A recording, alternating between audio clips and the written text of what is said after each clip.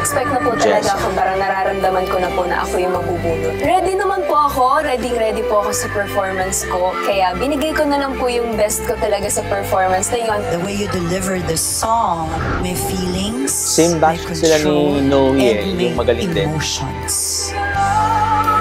Tapos nagtapat sila ng first round din dito na si Ate Noe sa Resback. Nanalo po sa amin. Masaya po ako for her kasi alam ko naman po na naging maganda po yung laban po namin dahil lahat po kami binigay po namin yung best sa performances namin.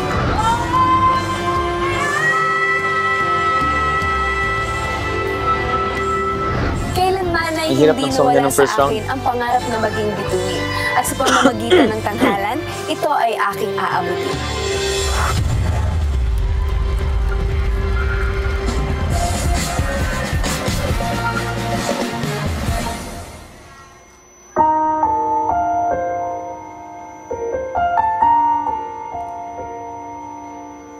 OPM song.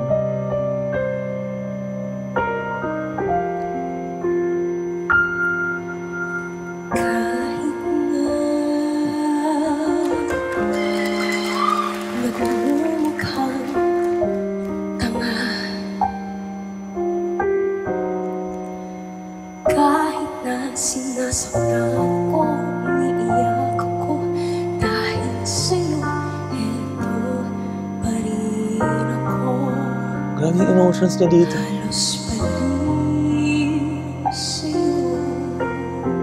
Heartfelt, tumatagos.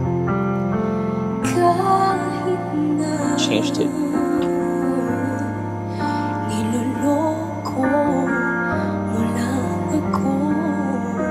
Love that run right there.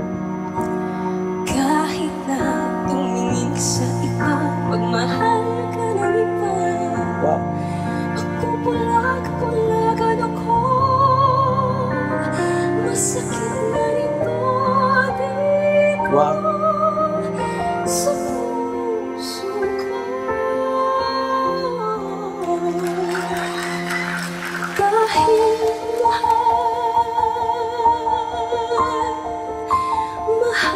mahal kita. Hindi ako matatakot, mahihiya. Ano man ang sabihin nila. Dahil mahal kita. Dahil mahal. Wow.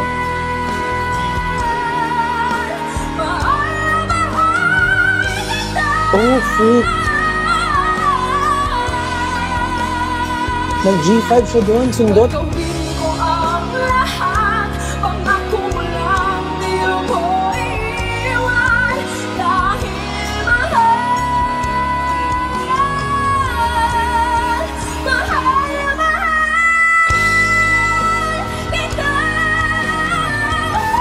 Oh, freak.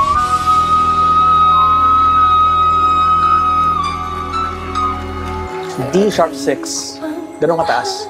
Pangako mo lang di ako iiwan.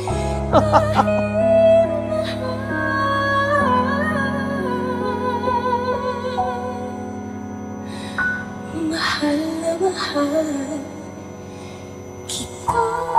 Wow. Wow.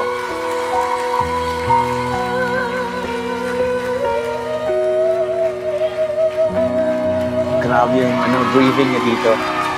This is unexpected. Sobrang galing niya. That was risky yung ginawa niyang pag-akyat doon sa D sharp 6. Kasi napakahirap ng note na yun. Sobrang taas and pwedeng gumaralgal bigla yung voice niya sa pagbaba niya. Pero hindi nangyari yun. It was really nice. And it was clean. So, no doubt na nanalo siya dito sa round na to. Dahil ginawa niyang very emotional and heartfelt yung simula. Pero when it comes to difficulty, meron din ang song niya sa bandang dulo. And that's what made this performance really special. So great job sa'yo, Jezza. And I hope to see more videos from you in the future. And thank you sa mga fans mo and followers for tagging me to this video. Bye, guys. Hintay ako sa iyong pagbalik.